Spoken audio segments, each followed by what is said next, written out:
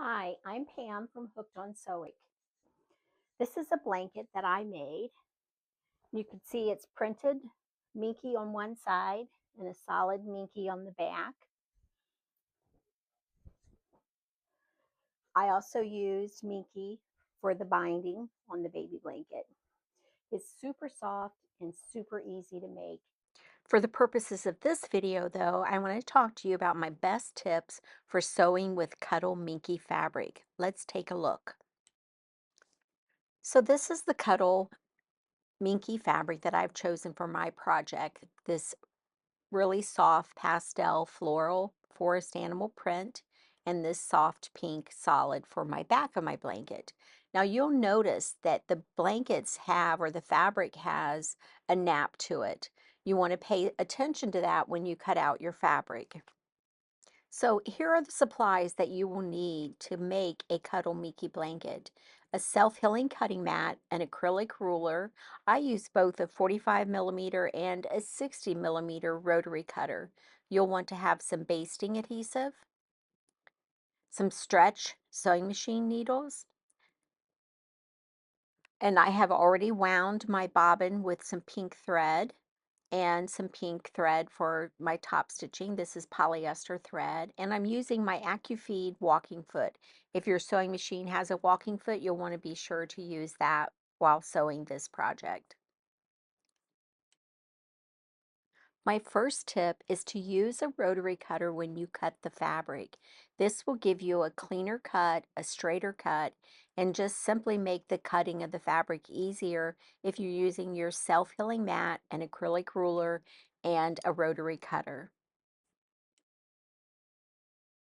My second tip is to look for the nap. You can run your hands over the fabric and literally feel the difference in how smooth and how the fabric lays. You want the nap to go from the top of the blanket to the bottom of the blanket when you're sewing your pieces together or cutting your fabric out, so keep that in mind. My third tip is to use basting spray.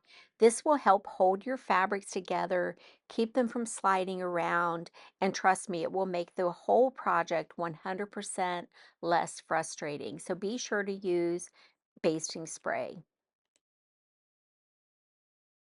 So my fourth tip for you is to use a walking foot. Now my Janome 8200 uses the AccuFeed foot system, so I will be using that walking foot with this project.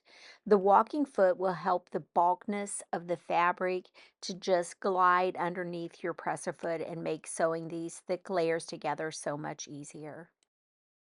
And for my fifth tip, I recommend using stretch needles. So change out your regular needle for a stretch needle. I'm using the Smets stretch needles, but you can use any brand that will fit your sewing machine and that you prefer. And for my sixth tip, be sure to use polyester thread. I know that cotton thread is recommended in a lot of quilting projects, but polyester is a stronger, more durable, and just a better suited thread for this project. And for my next tip, I recommend that you take a sample of your fabrics, your front, your back, if you're using any batting, and just make a sample sandwich of that and practice your stitching.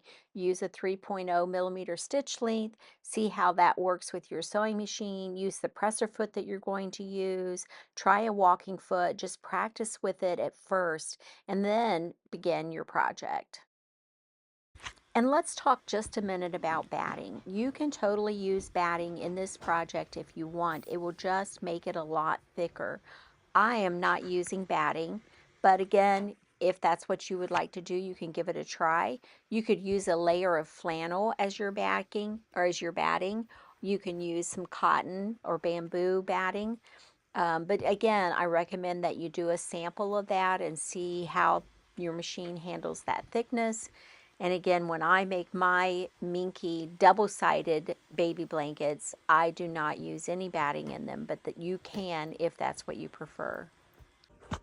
And I think my final tip for you is to use a long or a longer stitch length than you normally do. I found that a 3.0mm stitch length on my Janome works well for me. Again, if you do that practice swatch that I was talking about, you can test that out and see what stitch length works for you. You don't want to make your stitches too small, as it will create a problem. So use a 3.0 millimeter stitch length, try that out, and you can increase it if you need to. Thank you so much for watching my video on tips for sewing with Cuddle Minky Fabric. If you have any questions, please leave them in the comments below. If you found this video tutorial helpful, be sure to like it, subscribe to my YouTube channel, and I'd love it if you'd come over to the Hooked on Sewing blog and subscribe to my newsletter. Thank you.